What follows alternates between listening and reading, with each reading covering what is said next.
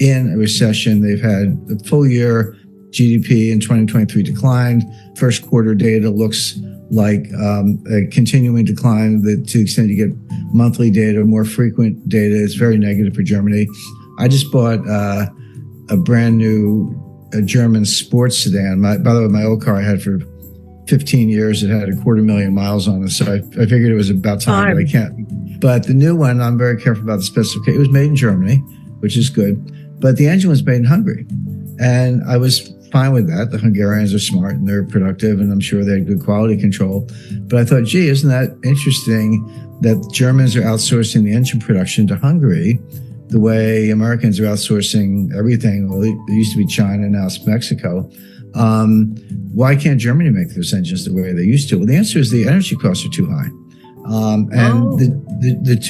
The two biggest industries in Germany are chemicals and automotive manufacturing, and they're both very energy intensive. Leave aside the fact that you're making internal combustion engines, it just takes a lot of energy to run those factories, and they're outsourcing everything because the internal energy costs are too high. Well, they're the ones who, if not directly, certainly with NATO, blew up the Nord Stream pipeline. So what do you expect? And then again, on an even bigger platform, bigger frame, the U.S. economic sanctions on Russia because of the war in Ukraine.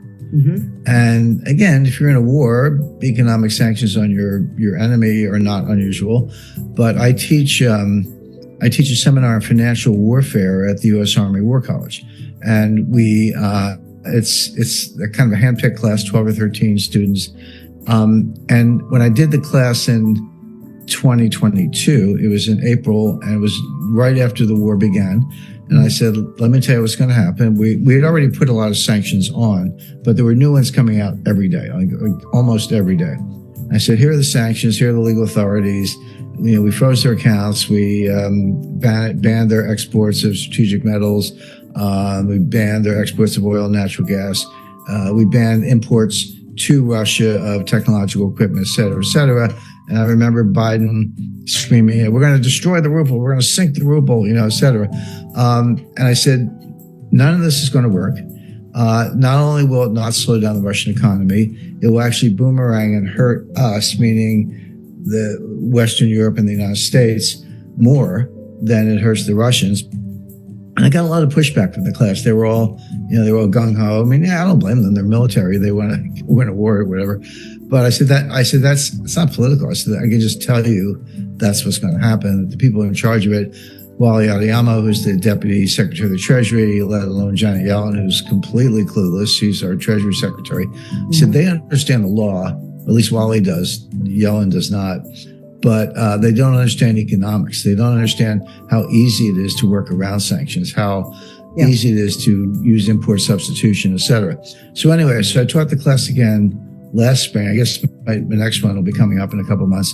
But in the spring of 2023, I taught the class. I said, let me tell you what I taught last year's class. And I kind of went down the list. And I said, and I was right about everything. Wow. I was right that the sanctions wouldn't work. I was right that they would boomerang. Today, the biggest problem in the Russian economy is a labor shortage. That economy is booming. It grew about 5% in the fourth quarter of 2023. The ruble is stable. It had the big dip, and then it came all the way back, and then it was stable for the better part of a year. Over a year, went down a little bit, but not a lot. That had to do with oil prices. If they have an economic problem, they have a little bit of inflation, which means your economy is running hot. So Vera Nabiullina, who's the head of the Central Bank of Russia, I say she's the only central banker in the world who actually knows her job. She raised interest rates a little bit just to cool it off. But they have labor shortages. And one of the reasons they have labor shortages is not only did they put the economy on a complete war footing, but so many people are enlisting in the military that they can't get workers in their 20s. I mean, this is, the myth in the West, what you would read in, in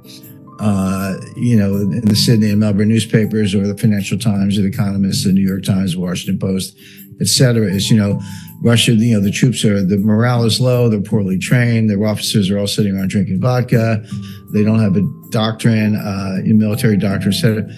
They're all lies. Every single one of those things is a lie. The fact is, they're winning the war. They're advancing on the entire battle line from Avdiivka to Kupiansk, and Liman and a number of Bakhmut and a number of other points in between.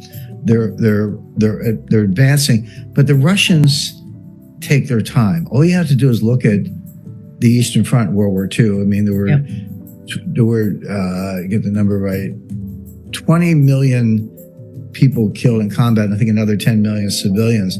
But the Germans came in and they killed 5 million Russians, and the Wehrmacht said, "Okay, we're on the outskirts of Moscow. We've taken Stalingrad. We've surrounded Leningrad. We've today's St. Petersburg. We killed 5 million Germans, 5 million Russians."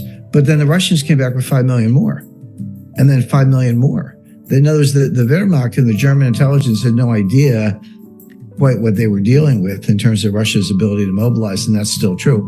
But you look at the Battle of Kursk in 1944, late 43, early 44, they didn't rush into anything. They had a war of attrition. They wore down the Germans, and then they surrounded them. They enveloped them in what's called a cauldron, and they annihilated them. But they weren't in any hurry about it. And it was only when the Germans had been annihilated that they moved to Warsaw and Berlin. Well, they're doing the same thing in Ukraine. They're not marching to Kiev, not yet, give them time. But they are annihilating the Ukrainians on the battlefront. And now that the U.S. Congress looks like it's not going to approve any further aid to Ukraine, the EU did it reluctantly, but even the EU, I think it was 50 billion euros, if I'm not mistaken. But Hungary insisted that be in 4 annual installments, not all at once. So it comes to, it's like 13 million. 13 million euros is not going to, that's barely enough to pay the oligarchs in Ukraine. And the U.S. is contributing nothing right now. So Ukraine is losing badly on all fronts. But getting back to the economics of it, which is where we started, the Russian economy is booming. They're running a little hot. They have labor shortages. They're on a total war footing. They're making several million 155 millimeter shells per year. The United States and NATO's arsenals have been depleted. We don't have any more 155 millimeter shells. That's why we're sending them these cluster bombs, because that's all we have left. The U.S. is begging places like South Korea, which had some, to say, hey, could you give us your 155 millimeter shells, we'll send them to Ukraine. South Korea says, well, we might need them ourselves because the North Koreans are making noise. The Israelis need them to fight in Gaza. And so how did the Western arsenals get completely depleted? That was the other thing. We're going to wear the Russians down. There'll be nothing left of them by the time we're done. Again, the opposite has happened. The Western arsenals are depleted. The German Leopard tanks are blown up on the battlefield. The British Challenger tanks are blown up on the battlefield.